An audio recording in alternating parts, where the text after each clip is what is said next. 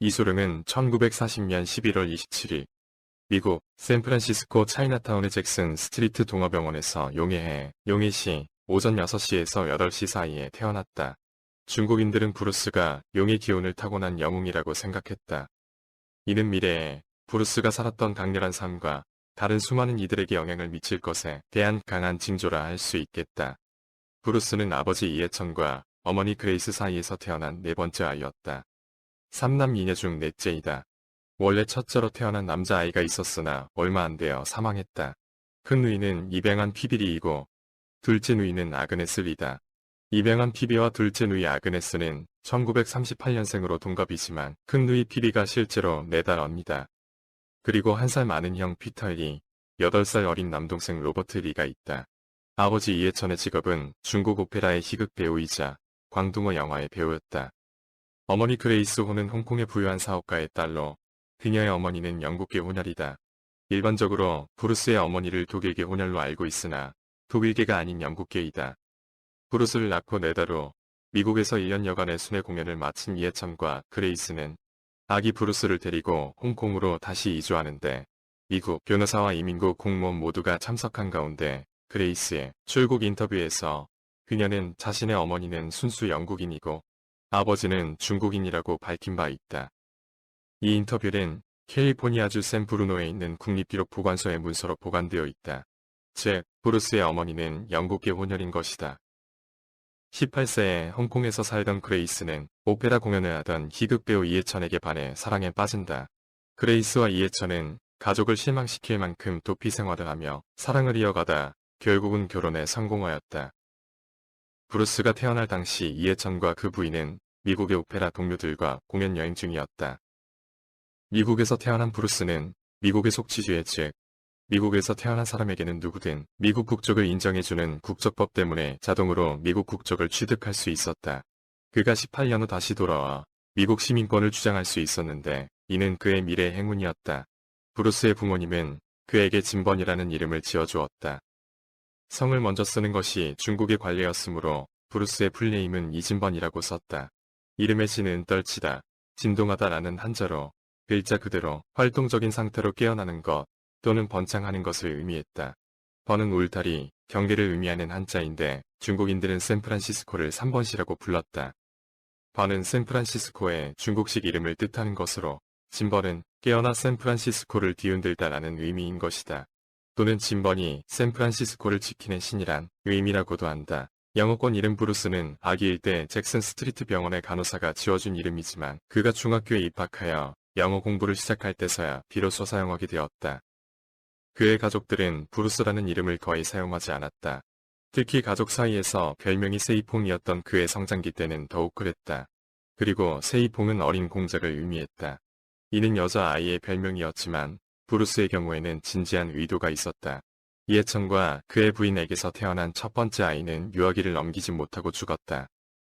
이해천과 부인은 신이 남자 아이의 탄생을 좋아하지 않으면 그 아이가 죽는다고 믿었기 때문에 신이 브루스가 여자아이라고 믿도록 속이기 위한 계략으로 어린 공작을 의미하는 별명을 이름처럼 사용했다.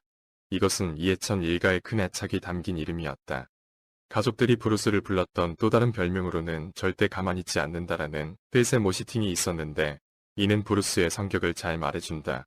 누이 피비의 말에 의하면 브루스가 어렸을 때 정원에서 망고를 훔치고 발코니에서 사람들에게 얼음을 던지며 노는 등 그는 매우 고약하고 항상 뛰어다니며 결코 가만히 있지 않는 장난꾸러기였다고 말했다.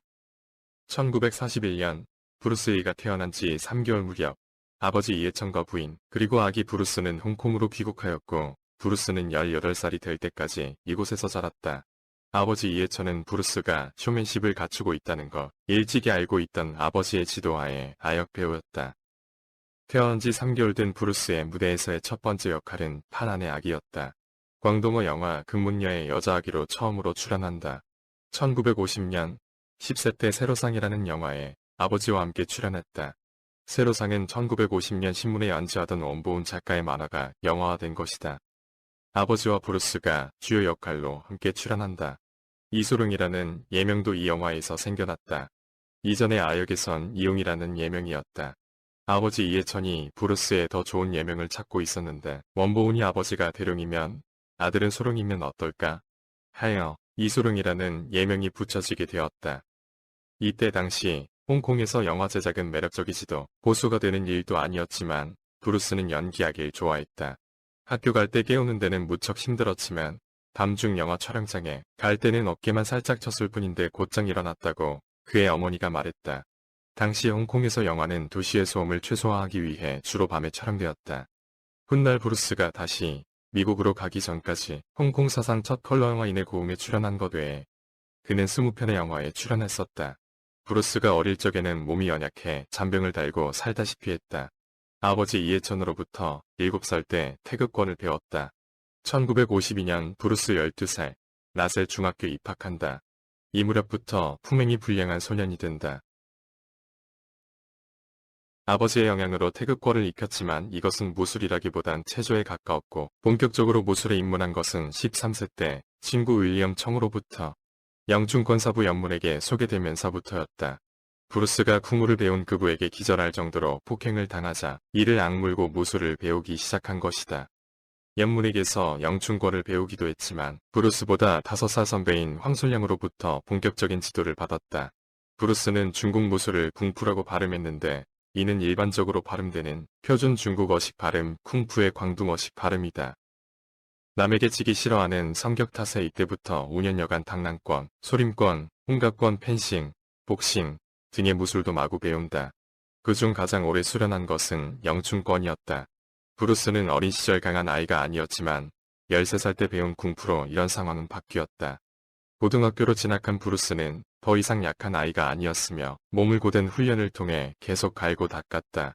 1956년 브루스는 불량서클과 교제가 깊어져 다니던 라셀 학교에서 퇴학당한다. 1957년 3월 성프란시스 자비에르의 고등학교에 편입하지만 여기서도 난폭하게 행동해 대립하던 불량서클이나 중국 갱조직의 무리들과 싸움을 계속한다. 브루스는 중국인에 대해 우월감을 느끼는 듯한 영국 학교 소년들에게 조롱받는 일이 자주 있었다. 브루스와 그의 친구들이 다시 조롱함으로써 서로 보복하고 때로는 영국 학교 소년들과 싸움을 벌인 것도 놀랄만한 일은 아니었다. 1958년 3월 브루스가 미국으로 이주하기 1년 전 홍콩 고급 복싱 대회에 출전해 3년 연속 챔피언이었던 영국인 게리 엘림스를 3회전에 KO시켜 우승을 차지한다. 브루스는 또한 훌륭한 댄서였다. 1958년 홍콩 차차 챔피언십 선수권 댄스 대회에서도 우승했다. 그는 108개의 차차차 스텝을 수첩에 메모하며 공부 못지않게 댄스도 열심히 공부했다. 18살 때 부모님이 그의 학업 성적에 발전이 없어 낙담하고 있던 때 브루스는 인생에 있어 새로운 전망을 찾고 있었다. 고등학교를 졸업하고 해외로 유학과 대학에 입학하는 것이 보통이었으나 그러려면 성적이 아주 좋아야 했다. 형식적으로 브루스가 고등학교를 졸업하지 못했고 쿵푸와 댄싱 연기에 관심이 있었음에도 그의 부모님들은 브루스가 10대 갱단의 보스와의 싸움에 휘말려 어려움을 겪었다. 브루스의 안전을 걱정한 부모는 브루스를 시민권이 있는 미국에 가도록 설득한다.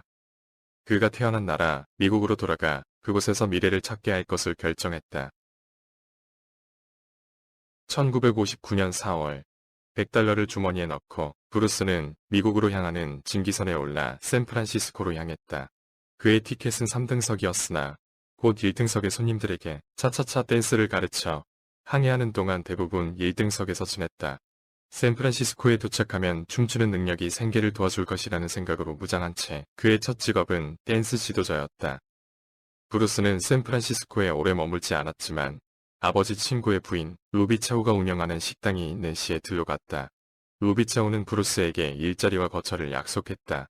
브루스는 루비차우 레스토랑에서 고용살이로 접시 닦기, 일도 하고 아르바이트로 댄스도 가르치며 생활비를 벌었다. 9월 3일, 이제 브루스는 연기와 댄스를 떠나 공부에 열중했다. 브루스는 에디슨 기술학교에 입학했다.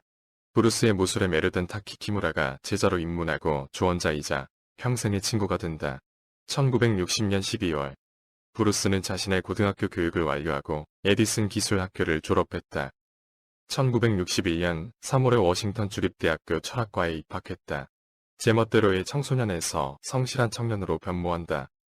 철학과에서 심리학을 공부하면서부터 정신세계에 관심을 갖기 시작했는데 2년 동안 아무런 학점도 따지 않았을 정도로 공부보다는 무도의 힘을 쏟았다. 절권도라는 그만의 무술을 구상한 것도 바로 이때였다. 그의 성격에 무술 트레이닝을 하듯 대화체인 구어치 영어를 배우는 것에 덤벼들었다.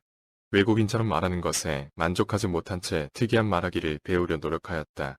그의 서재에는 관용구의 밑줄과 책장 모서리를 접어놓은 수많은 책들이 있었다.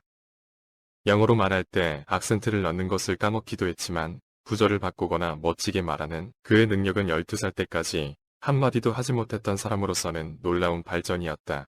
처음에 그의 영어를 쓰는 능력은 말하는 능력을 뛰어넘었다.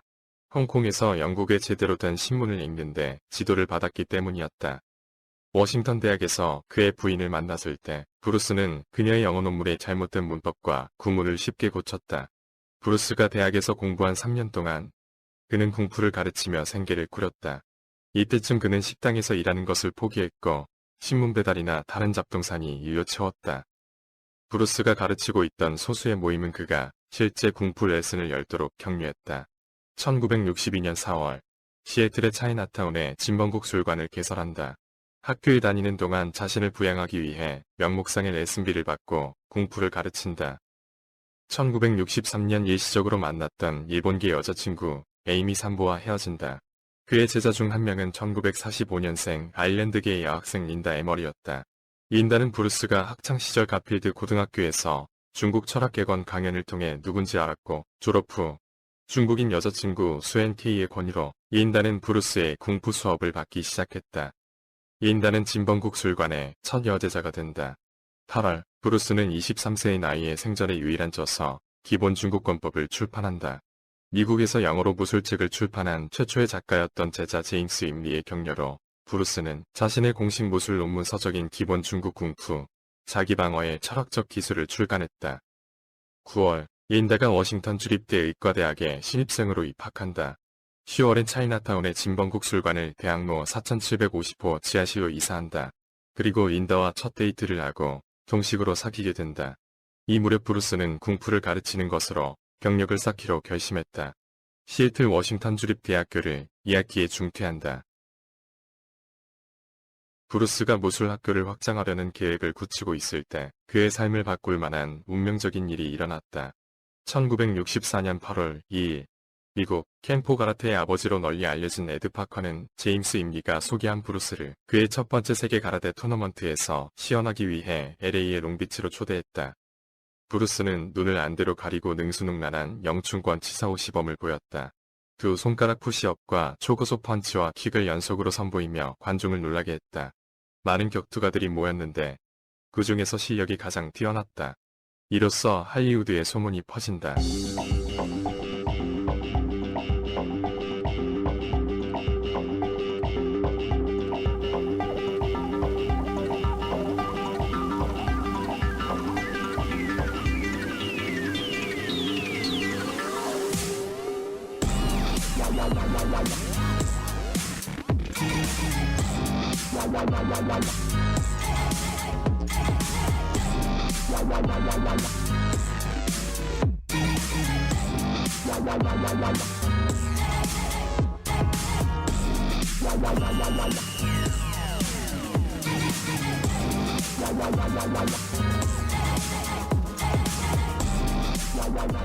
여기서 필리핀의 에스크리마 고수된 이노산토와 한국의 태권도 대가 이중구 사범도 만난다. 우연히 관객 중 한 명은 미국의 스타들에게 잘 알려진 헤어 스타일리스트인 제이 세버링이었다. 비버리 힐스의 헤어 스타일리스트인 제이 세버링은 청중 중에 있었고 브루스에게서 본 것에 깊은 인상을 받았다. TV 프로듀서였던 살롱 주인의 고객 중 한 명인 윌리엄 도저가 머리를 자르고 있었고 찰리 첸의 아들이라는 새 작품의 아들 역할을 할 사람을 찾고 있다고 말했다. 제이 세버링은 멋진 중국 청년이 궁푸 시연을 하는 것을 본 적이 있다고 말했다. 윌리엄 도저는 에드 파커의 토너먼트에서 찍은 영상의 사본을 입수하게 된다. 8월 3일 타키 키무라 그리고 브루스 린다는 오클랜드로 건너가 제임스 임리와 함께 진번국 술관 오클랜드 지부를 시작한다. 궁푸에 대한 그의 열정은 철학적 기초를 파헤치려는 욕구를 불러일으켰고 그 기간 동안 그가 쓴 많은 에세이들은 철학적 원리와 특정한 무술 기술을 연관시켰다. 그의 첫 제자 중 하나는 제임스 임리였다. 그는 브루스의 좋은 친구이자 무술 동료가 되었으며 결국 오클랜드의 준판 궁푸 도장의 조교가 되었다. 진번국 술관 오클랜드 지부에서 지도를 시작한다. 지부장은 타키 키무라이다. 5년 동안 미국에 몸담은 브루스는 연기에 대한 생각을 뒤로하고 직업으로서의 무술 선택에 온 힘을 쏟았다. 1964년 8월 17일 24세의 브루스와 19세의 린다는 일찍이 사랑에 빠져 워싱턴 대학 작은 교실에서 결혼한다. 둘은 만난 지 1년도 지나지 않아 집안의 반대를 무릅쓰고 식을 올리고 곧 오클랜드로 이주한다. 1964년 11월 샌프란시스코에서 온 몇몇 국무인들이 무술을 외국인에게 가르쳐선 안 된다는 중국 무술계의 오랜 관행을 깼다며 차이나타운에 중국 사범들의 사명이 있는 최후 통첩을 브루스에게 날리고 도전해왔다. 주먹으로 문제를 해결하기 위해 집행자로 오클랜드에 웡쟁맨이 찾아온 것이다. 백악관 사범 웡쟁만과 브루스는 눈찌르기와 사타구니, 공격을 제외한 데스매치로 대결한다. 그리고 브루스가 패배하면 중국인이 아닌 외국인들을 가르치는 것을 그만둔다는 조건이었다. 브루스는 도전을 받아들였고 그들은 대결이 약속된 날 정오에 오클랜드에 있는 체육관에 도착했다. 참관했던 린다리, 제임스 임리, 그리고 윌리엄 첸이라는 사범이 현장에 있었는데 제임스 리와 린다 웨에 따르면 이 경기는 3분 동안 싸움이 계속되었고 브루스가 승리했다고 말했다. 브루스와 겨루던 웡쟁만은 뒷걸음질 치다 넘어졌고 브루스는 그의 등 뒤에 올라타 헤드락을 걸고 뒤통수를 주먹으로 마구 때리며 그만 포기하지 라고 말했다. 웡쟁만은 포기한다고 말했다. 브루스 측의 주장과는 달리 웡쟁만 측에서는 밀리지 않는 싸움이었고 7분 정도 싸웠다며 상반된 주장을 한다. 그 여파로 서로 누가 이겼는지에 대한 논쟁을 불러일으킬 뿐이기 때문에 둘 다 공개적으로 싸움을 논의해서는 안 된다고 합의했다.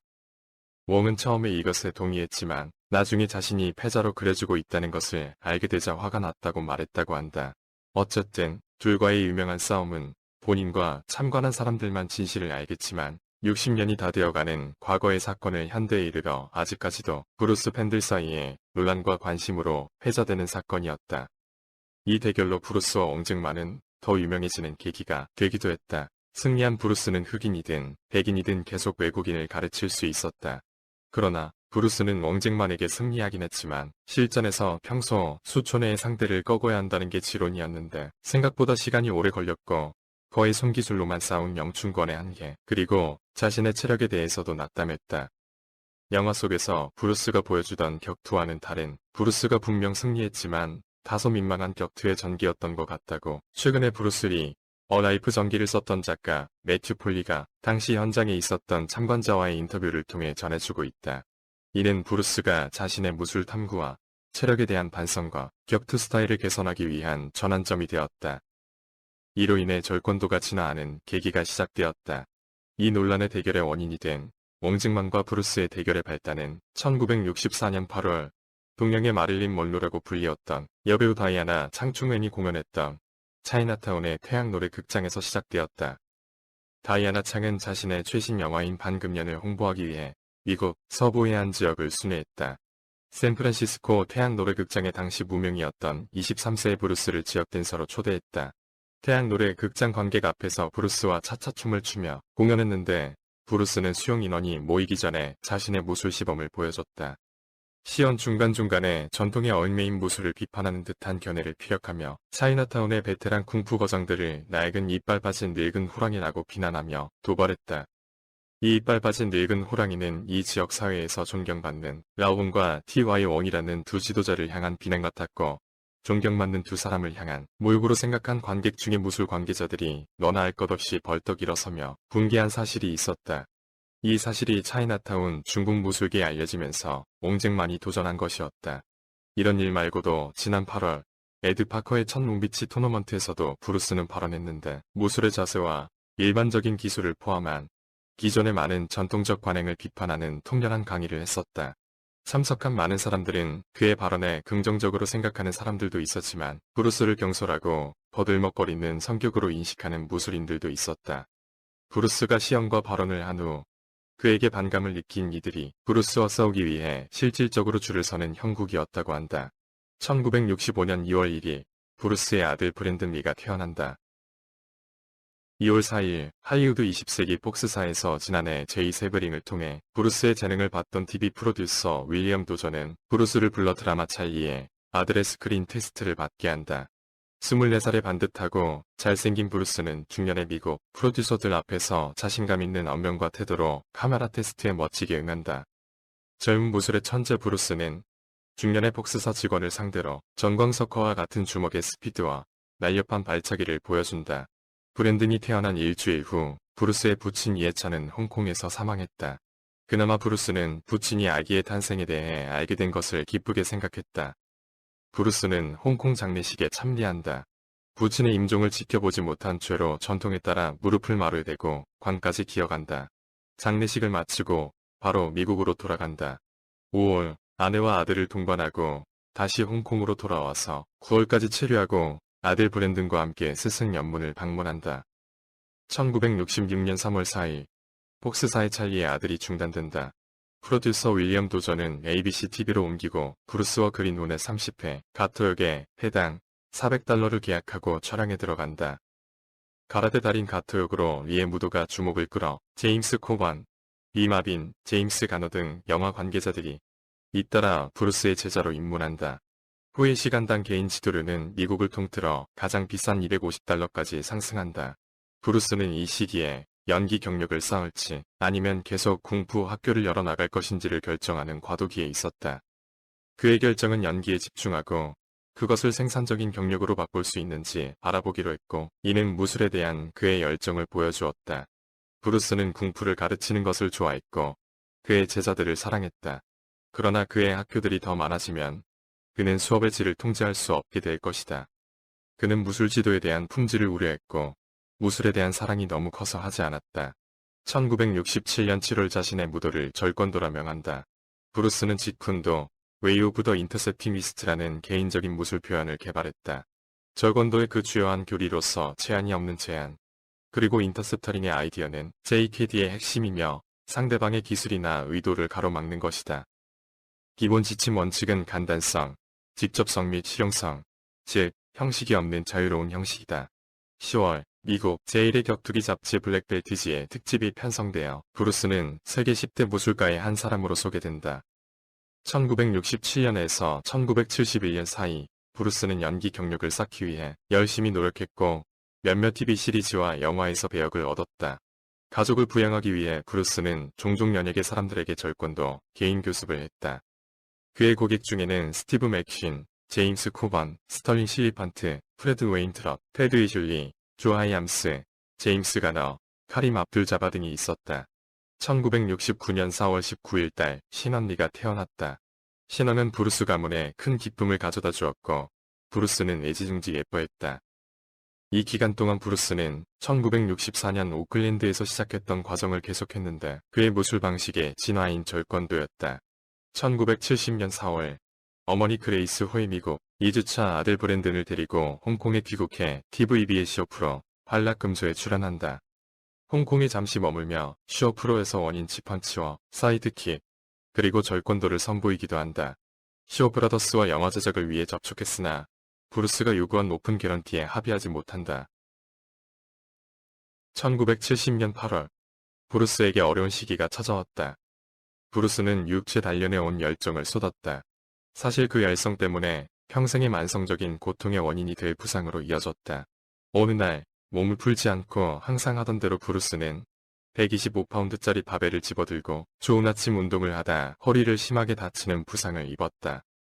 많은 고통과 많은 검사 끝에 그가 네 번째 천골신경에 부상을 입은 것으로 판명되었다. 그는 침대에서 휴식을 취하라는 명령을 받았다. 그 후 6개월 동안 브루스는 침대에 누워 있었다. 매우 답답하고 우울하고 고통스러운 시간이었고 목표를 재정립하는 시간이기도 했다. 훗날 보존되어 있는 많은 글을 쓴 것도 이 시기였다.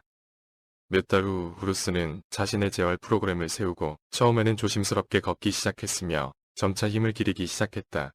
1971년 2월 브루스와 제임스 코반 그리고 작가 스털링 실리펀트는 사일런트 플릿을 구상하고 로케이션 장소 탐색차 인도에 한 달간 체류하지만 세제 의견이 맞지 않아 제임스 코번이 빠지면서 사일런트 플릿은 중단된다.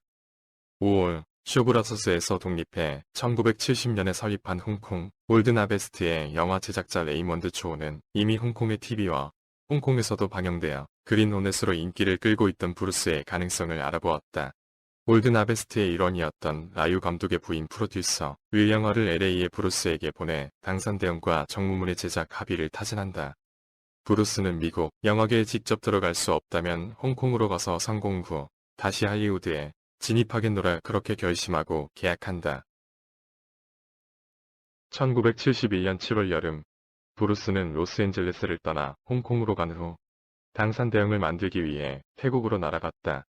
작업 여건은 열악했고 브루스가 익숙치 않은 수준 이하의 제작이었지만 당산 대형은 대성공을 거뒀다. 9월, 브루스는 두 번째 영화 정문 촬영을 앞두고 그의 가족을 홍콩으로 옮겼다.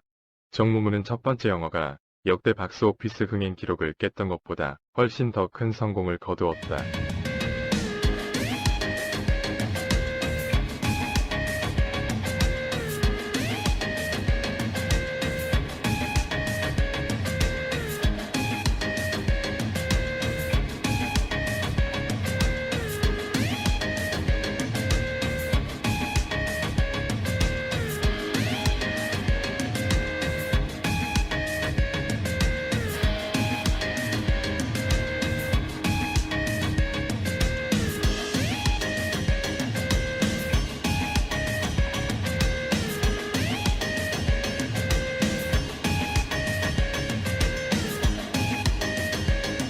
(12월 9일) 브루스는 쇼 브라더스 스튜디오에서 캐나다의 TV 쇼 프로그램 퀴에르 버튼 쇼에 출연하여 무도 철학과 영화의 야망 등을 얘기한다. 1972년 3월, 이제 브루스는 골든 하베스트와의 계약을 완료하고 흥행 메이커로 자리 잡으면서 영화 품질에 더 많은 투자를 할 수 있게 되었다. 세 번째 영화 맹룡 과강부터는 콩코드 프로덕션을 창립하고 레이먼드 초우와 이익을 절반으로 나누는 계약으로 파트너십을 맺었다. 브루스는 용의 T1이라고도 불리는 맹룡 과강을 썼을 뿐만 아니라 주연, 그리고 연출과 제작도 맡았다. 다시 한번 이 영화는 신기록을 경신했고 이제 할리우드는 브루스를 주목하고 있었다.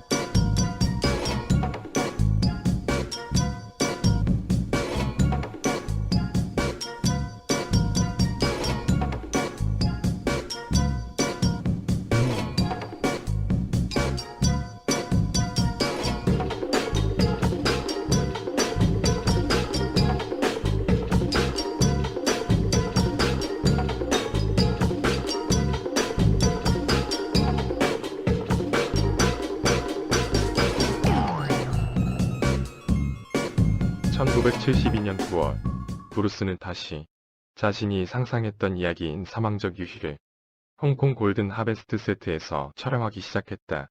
하지만 11월 23일 미국 워너브라더스사와 홍콩과의 영화 공동 제작권인 용쟁오투가 계약이 성사되는 것으로 급히 진행되자 사망적 유희는 몇 개의 중요 격투신만 촬영한 채 중단한다.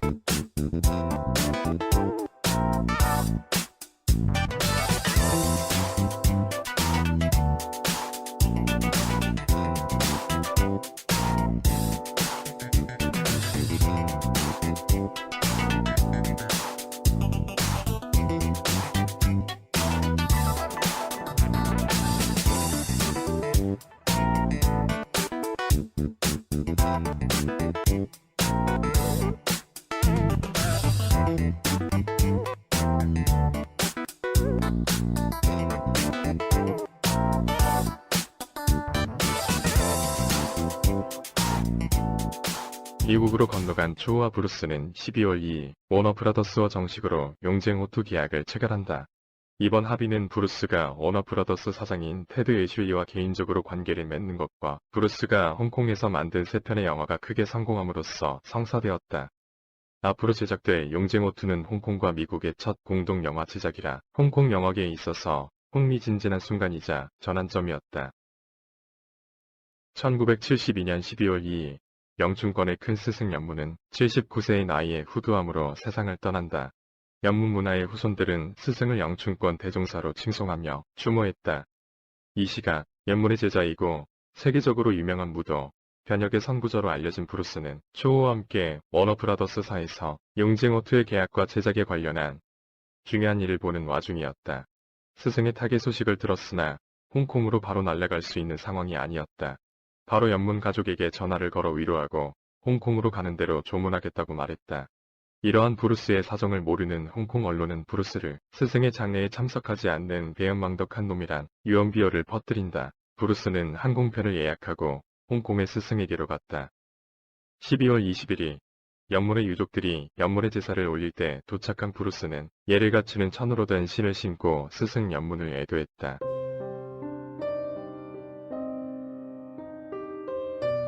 1973년 1월 25일 용쟁호2의 촬영을 개시한다. 홍콩 구릉반도 에버딘 항구, 해피베이의 이슬람 묘지, 페탄만 해안선 등에서 촬영을 한다. 용쟁호2는 사운드 없이 촬영했다. 모든 음향 효과와 대화는 나중에 모든 언어로 더빙되었다.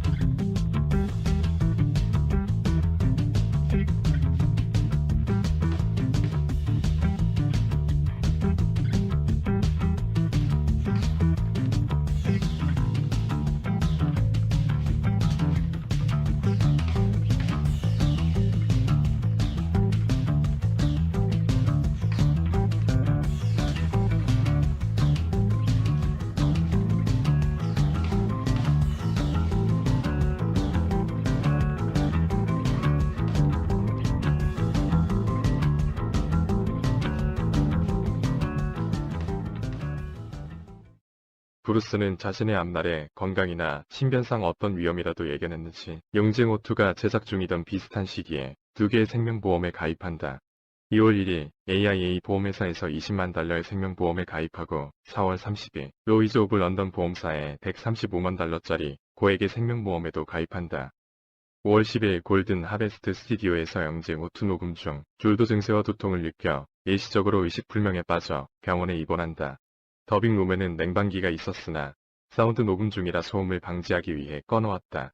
브루스는 화장실에 가기 전 5분같이 더운 방에서 30분을 보냈다. 그는 어지럼증과 두통 증세가 있어 네팔산 하시시를 조금 꺼내 먹었다. 20분이 지나도 브루스가 돌아오지 않자 동료가 그를 확인하러 갔다.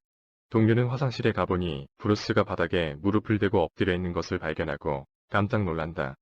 브루스는 식은땀을 흘리고 잃어버린 안경을 찾는 체하며 바닥을 더듬었다. 동료가 일으켜 세워 스튜디오로 돌아온 순간 브루스는 휘청이며 졸도하고 의식을 잃었다. 그의 몸이 발작 같은 경련과 구토까지 했다. 곧바로 동료가 레이먼드 초우에게 알렸다. 초우는 브루스를 차에 즉시 태워 바프티스트 병원의 앵코드 박사에게 데려갔다. 이인단은 초우의 연락들 받고 1시간 반 만에 달려왔다. 브루스는 고열에 시달렸고 크게 숨을 헐떡이고 있었다. 매 호흡이 마지막인 것처럼 보였다. 랭포드 박사는 3명의 의사를 데려왔고 그 중 한 명은 브루스의 경련을 검사하기 위한 신경외과 의사 피터 우였다. 피터 우 박사가 브루스를 검사하여 내부종으로 추정하고 부비를 줄이기 위해 마니터를 투여했다. 2시간 반 후 이소룡은 의식을 점차 회복하기 시작했다.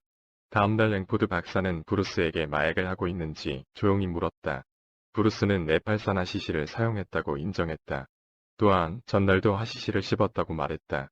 랭포드 박사는 브루스에게 네팔 카트만두 마약의 위험성에 대해 말했다. 이 약을 계속하면 목숨을 잃을 수도 있다고 경고했다.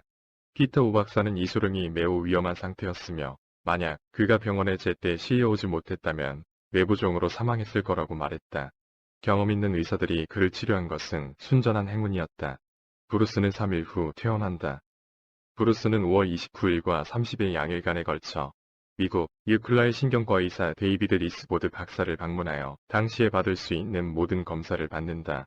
완전한 신체 검사, 뇌혈류 검사, 뇌전도 검사 등을 받았다. 3일 후 리스보드 박사는 브루스에게 뇌기능의 비정상을 발견할 수 없고 신체 전체에서도 잘못된 것이 없으며 18세의 육체를 갖고 있다고 말해주었다. 또한 브루스가 고통받은 특별성의 대발작은 확실한 이유 없는 발작이라고 결론 내렸다. 진단 결과는 이상 없음이었다. 브루스는 계속 용쟁 오투의 후반 녹음에도 참여하고 어머니와 누이 피비, 동생 로버트도 마지막으로 제외한다. 드디어 완성된 용쟁 오투는 브루스가 세상을 떠난 한 달 뒤 1973년 8월 19일 할리우드의 중국 극장에서 초연될 예정이었다. 그러나 불행하게도 브루스는 이 영화를 통해 세계적인 슈퍼스타가 될, 그리고 그의 생애 최고의 영화 용쟁 오투의 오프닝을 볼 수 없었다.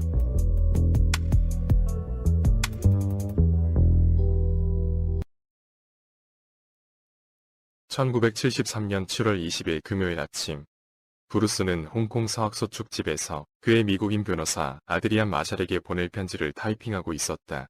워너브라더스의 여러 편의 영화 제안과 그의 삶을 바탕으로 한 만화 시리즈를 만들자는 제안을 포함한 몇 가지 큰 거래에 대해 이야기했다. 책, 옷, 그리고 홍보에 대한 제안도 있었다. 브루스는 제국을 건설하고 있었다. 편지를 다 쓰고 자신의 집을 나와 골든 하베스트의 스튜디오로 차를 몰았다. 브루스는 사망적의 출연에 대해 더 논의하기 위해 호주의 007 제임스 본드 배우였던 조지 라젠비를 만났다. 골든 하베스트의 직원으로 브루스 외에 유일하게 영어가 되는 원어민으로 안드레 모건이 합류했다. 이미 영화의 결말을 찍어놓은 상태라 목표는 라젠비를 스토리에 어떻게 엮을 것인지 고안하는 것이었다. 우린 사무실에 앉아서 토의했다. 회의가 끝나고 브루스는 레이먼드 초우의 사무실로 가서 조지 라젠비를 출연시키고 싶다고 말하자 초우는 이 거래를 공식화하기 위해 저녁에 함께 식사하자고 제안했다. 브루스는 모건의 사무실로 돌아왔다. 브루스는 주머니에서 하시시 봉지를 꺼내 모건과 조금씩 나눠 먹었다. 모건과 브루스는 라젠비와 함께 점심을 먹기로 했는데 브루스는 다른 약속이 있다며 취소했다. 브루스는 베티 팅페이의 아파트에 가서 잠시 머리를 식히고 싶었다.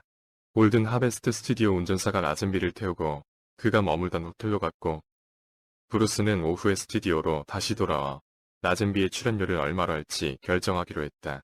브루스는 벤츠를 몰아 오후 1시경 비컨힐로 67번지에 있는 벽홈 맨션 A동 2층의 베티 팅페이의 원룸에 도착했다. 그 후 몇 시간을 함께 보냈다. 베티는 브루스 주변에 알만한 사람들은 알고 있는 비밀스런 브루스의 애인이었다.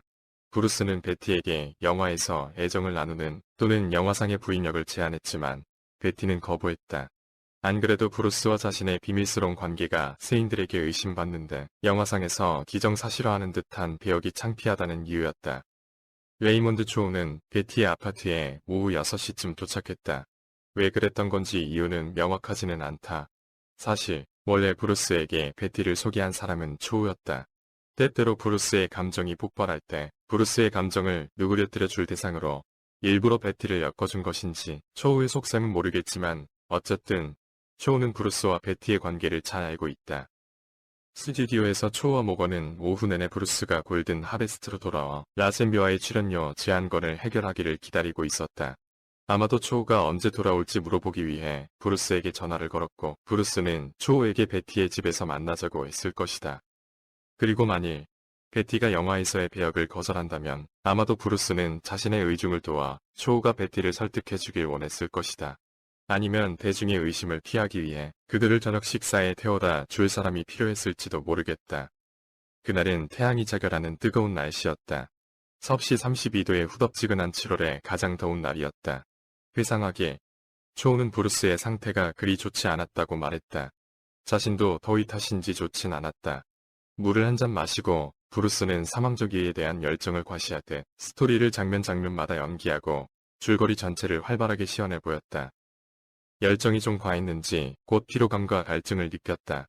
약간 현기증도 있는 것 같았고 실신의 느낌도 있어 브루스는 이내 두통을 호소했다. 이때가 오후 7시 30분경이었다. 베티는 옷도 갈아입고 저녁 식사 자리에 나갈 준비가 되어 있었지만 브루스는 좀 쉬고 싶다고 말했다. 그러자 초우는 어색하게 벌떡 일어나 자리를 떼려고 했다. 베티는 흔한 진통제인 에콰제직을 브루스에게 주었다. 전에도 브루스에게 준 적 있는 진통제였다. 초우는 라젠비와의 약속 장소로 먼저 가기로 하고 브루스와 베티는 나중에 가기로 했다. 브루스는 베티의 침실로 가서 옷을 벗고 바닥에 깔려있는 그녀의 매트리스 위에 푹 쓰러져 누웠다. 베티는 문을 닫고 거실 소파에 앉아 TV를 켰다. 초우는 19시 45분경 하얏트 호텔에서 라젠비를 태우고 저녁 식사 장소인 미라마 호텔에 있는 예식 레스토랑으로 운전해 출발했다. 초우는 라젠비와 바에서 30분을 기다려도 브루스가 오지 않자 베티에게 전화를 했더니 브루스가 아직도 자고 있으니 아무래도 그냥 두 분이 먼저 식사해야겠다고 말했다. 브루스 없이 라젠비와 식사한 21시 30분경 초우는 베티에게 다시 전화를 했더니 아직도 그가 자고 있다고 말하고는 브루스를 깨워보겠다고 했다. 본이 자고 있는 브루스에게 살금살금 다가가 무릎 꿇고 브루스 속삭였다. 브루스는 아무 반응도 없다. 다시 브루스의 어깨를 흔들며 더 크게 브루스라고 말했지만 여전히 깨어나질 않았다. 당황한 베티는 브루스를 더욱 세게 흔들며 소리쳤다. 브루스가 전혀 반응이 없자 베티는 발작적인 공황 상태가 되어 초우에게 전화로 브루스가 깨어나지 않아요. 라고 절규했다. 초우는 그녀에게 베티 진정해. 내가 바로 갈게. 라고 말했다. 초우는 지난 5월 10일에 있었던 브루스가 뇌부종으로 거의 죽을 뻔한 사고를 떠올리고는 그의 생명을 구해준 랭포드 박사에게 전화를 걸었다. 그러나 계속 통화 중 신호음만 들렸다. 초우는 차를 몰아 베티의 아파트로 향했다. 중간에 공중전화 있는 곳에 뛰어내려 다시 랭포드 박사에게 전화를 걸었으나 계속 통화 중이었다. 초우는 아파트에 도착해 베티의 집으로 들어가 보니 브루스는 옷을 벗은 채 매트리스에 반드시 누워 있었고 베티는 충격에 빠져 그의 옆에 쭈그리고 앉아 흐느끼고 있었다. 브루스. 베티가 쉰 목소리로 계속 소리쳤다. 브루스는 대답하지 않았다. 초우는 너무 늦었다는 것을 깨달았다. 스타는 이미 죽어 있었다. 초우는 베티의 주치의 유진 추 박사를 불러오기로 결정했다. 베티의 전화를 받고 추 박사는 즉시 베티의 아파트에 도착했다. 베티는 환자의 이름이나 상태를 말하지 않았다. 브루스의 맥박은 감지되지 않았고 심장박동도 없었다. 숨도 안 쉬고 살아날 기미도 없었다. 추 박사는 10분 동안 브루스를 되살리려고 노력했지만 아무 소용이 없었다. 추 박사는 구급차를 불렀고 울부짖는 사이렌과 함께 브루스를 태운 구급차는 퀸 엘리자베스 병원을 향해 달렸다. 달리는 중에도 생명의 기운이 없는 브루스에게 심폐소생술은 계속 시도했다. 초우는 바로 린다에게 전화를 걸어 퀸 엘리자베스 병원으로 즉시 가야 한다고 말했다. 논란, 린다는 넋이 빠진 사람 같았다. 15분 후 구급차가 병원에 도착했다. 시병동 9층 응급실에 브루스가 이송되었고 브루스를 돕기 위해 한 팀의 의사들이 기다리고 있었다. 의사들은 브루스의 가슴에 강심제 주사를 놓고 전기충격요법과 심폐소생술을 실시하는 등 모든 것을 시도했지만 브루스의 심장은 이미 정지되어 있었고 동공은 활짝 열린 사망 상태였다. 결국 브루스 리는 23시 30분경 의학적 사망이 확인되었다. 오후 23시 30분이 조금 지나자 홍콩 전역의 전화벨이 울리기 시작했다.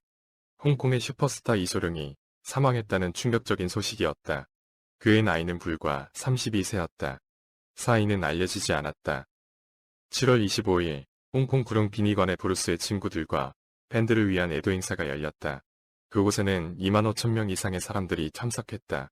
그날 세계는 빛나는 스타와 진화한 인간을 잃었다. 그의 정신은 전 세계 수많은 사람들에게 영감을 주고 있다. 쉬운 삶을 위해 기도하지 말고 어려운 삶을 견딜 수 있는 힘을 위해 기도하라. 홍콩 장례식 후에 브루스의 관은 미국의 친구들과의 마지막 작별 인사를 위해 미국으로 날아갔다. 비행기가 카이탁 공항을 떠나기 직전 린다는 언론에 다음과 같이 말했다. 그러나 아직 남편의 사망에 대한 조사가 끝나지 않았지만 언론과 홍콩 국민들이 남편의 사망 원인에 대한 추측을 그만두었으면 좋겠습니다. 라고 말했다. 브루스가 자연사했다는 것 말고는 의심의 여지가 없습니다. 나는 그의 죽음에 대해 나 자신이나 다른 누구도 비난하지 않습니다. 우리의 목적지는 예측할 수 없습니다. 여기서 유일한 사실은 브루스가 죽었다는 것이고 다시는 돌아오지 않을 것이라는 것입니다. 그는 우리의 기억과 그의 영화를 통해 살아갈 것입니다. 브루스의 재능과 예술, 그리고 그가 우리에게 준 마법 때문에 브루스를 기억해 주세요. 그를 더 잘 알고 있는 여러분, 그의 말과 생각은 항상 우리와 함께 할 것이며 우리의 남은 평생 동안 우리에게 영향을 줄 것입니다. 홍콩 사람들이 브루스를 사랑했고 그가 이룬 업적 때문에 그를 매우 자랑스러워한다는 것을 잘 알고 있습니다. 그는 홍콩에 대한 국제적인 관심을 끌어냈습니다. 그래서 제발 이젠 그를 편히 쉬게 내버려두고 그의 영혼을 방해하지 말아달라고 애원합니다. 이것들은 나의 개인적인 감정과 소망이며 가장 친한 친구들의 소망입니다. 제 말을 들어주시고 저희의 바람을 존중해 주시면 감사하겠습니다. 7월 30일 워싱턴주 시애틀의 버터워스 장례식장에서 두 번째 애도 후 브루스를 마지막 안식처로 데려오는 사람은 타키 키무라, 댄 이노선토, 피터 친, 스티브 맥퀸, 제임스 코번, 로버트 리였다. 9월 브루스의 사망 원인을 밝히기 위해 광범위한 법의학적 병리학이 이루어졌으나 바로 밝혀지지는 않았다. 세계 각지에서 유명한 병리학자들이 제공한 증언으로 9일간의 검시관이 열렸다. 브루스는 진통제 성분 중 과민 반응이 일어나고 뇌의 액체가 부풀어 오르는 뇌부종으로 인한 혼수 상태에 이르러 사망한 것으로 브루스의 죽음은 불행한 상황의 치명적인 우연이었다. 브루스의 죽음은 자연사라고 결론 내렸다. 내가 모든 야망을 못다 이룬 채 언젠가 죽을지라도 나는 후회하지 않을 것이다.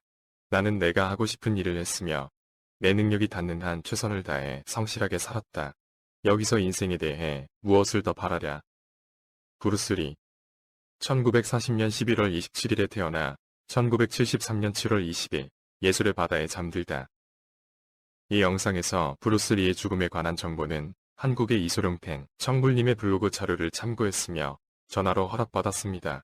청불님께 감사드립니다. 그리고 이소룡 팬 극조님께도 전화상으로 브루스 죽음에 관한 좀 더 깊은 내용을 전해 들을 수 있었습니다. 감사드립니다. 브루스 리의 죽음 최후의 날의 기록은 최근 2018년 6월에 출간된 미국의 전기작가 매튜 폴리의 브루스 리 어 라이프를 참조했습니다. 브루스 리의 죽음의 날의 정확한 정황이 늘 궁금했는데 너무 리얼하게 묘사되고 있어서 매튜 폴리 작가에게도 진심으로 감사드립니다. 불멸의 슈퍼스타 이소룡. 예기치 못한 불의의 사고로 그의 위대한 재능이 멈춰버려 너무 아쉽고 안타깝습니다. 고인의 명복을 빕니다.